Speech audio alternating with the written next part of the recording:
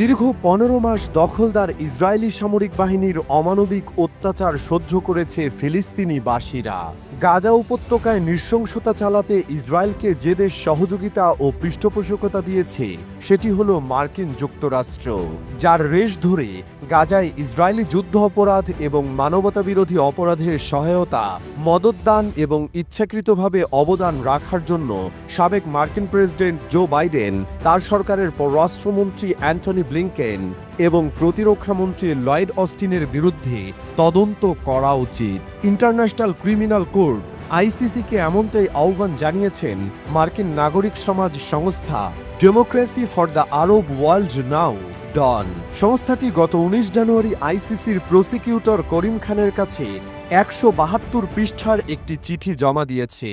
ICC নিবন্ধিত আইনজীবী এবং অন্যান্য যুদ্ধাপরাধ বিশেষজ্ঞদের সহায়তায় প্রস্তুত করা এই চিঠিতে গাজায় ইসরায়েলি অপরাধকে সহজতর করার জন্য সামরিক, রাজনৈতিক এবং জনসাধারণের সমর্থন প্রদানের জন্য এই কর্মকর্তাদের ইচ্ছাকৃত এবং উদ্দেশ্যমূলক সিদ্ধান্তের একটি নমুনা বিশদভাবে বর্ণনা করা হয়েছে। এতে বলা হয়েছে, কমপক্ষে $17.9 বিলিয়ন অস্ত্র স্থানান্তর, গোয়েন্দা তথ্য ভাগাভাগি, লক্ষ্যবস্তু সহায়তা, কূটনৈতিক সুরক্ষা এবং ইসরায়েলের অপরাধের আনুষ্ঠানিক অনুমোদন অন্তর্ভুক্ত রয়েছে। ডনের বোর্ড সদস্য এবং প্রবীণ যুদ্ধাপরাধ আইনজীবী রিড ব্রডি বলেছেন, ইসরায়েলি অপরাধে জড়িত থাকার জন্য জো বাইডেন, অ্যান্টনি ব্লিংকেন এবং লয়েড অস্টিনের বিরুদ্ধে তদন্তের জোরালো ভিত্তি রয়েছে।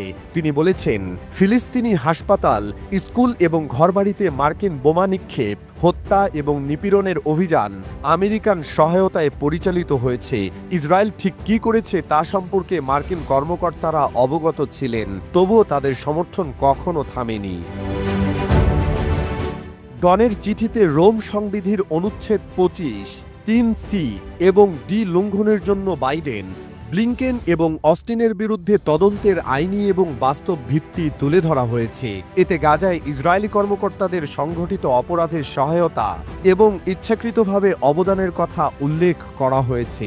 এসব অপরাধের মধ্যে রয়েছে ইসরায়েলি প্রধানমন্ত্রী বেনিয়ামিন নেতানিয়াহু ও সাবেক প্রতিরক্ষামন্ত্রী ইয়োভ গ্যালান্টের বিরুদ্ধে গ্রেফতারি পরোয়ানার চিহ্নিত অপরাধ, যার মধ্যে রয়েছে অনাহারের যুদ্ধ অপরাধ এবং ইচ্ছাকৃতভাবে বেসামরিক জনগণের বিরুদ্ধে আক্রমণ পরিচালনা করা এবং রোম সংবিধির অধীনে হত্যা, অমানবিক কাজ এবং নিপীড়ন সহ মানবতাবিরোধী অপরাধ। এর মধ্যে রয়েছে ধারা ৮(২)(খ)(২) এর অধীনে বেসামরিক বস্তুর উপর ইচ্ছাকৃতভাবে আক্রমণ পরিচালনার যুদ্ধাপরাধ এবং ধারা ৬ এর অধীনে গণহত্যার অপরাধে তাদের ভূমিকা।